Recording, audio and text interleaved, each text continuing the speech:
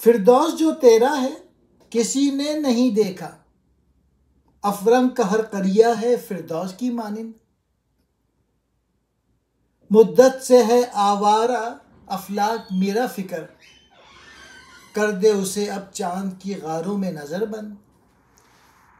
اقبال کہہ رہے ہیں تیری جنت ہے تو صحیح جو تو نے نیک عمل انسانوں کے لیے بنا رکھی ہے، لیکن اسے کسی نے نہیں دیکھا کیونکہ وہ نظروں کے سامنے نہیں ہے، جبکہ انگریزوں کی ہر بستی فردوس کی مانند ہے۔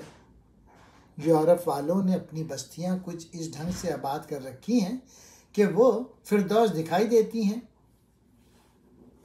اور ہر کوئی اس کی طرف مائل ہو جاتا ہے۔ 7ویں شعر میں اقبال نے شکایت کی ہے کہ میری شاعری پہ لوگ توجہ نہیں دیتے، جس کے باعث ان کی زندگی میں کوئی تبدیلی نہیں آ رہی، تو اس لیے اے مولائے کریم تو میرے ان افکار کو اب چاند کے غاروں میں نظر بند کر دے۔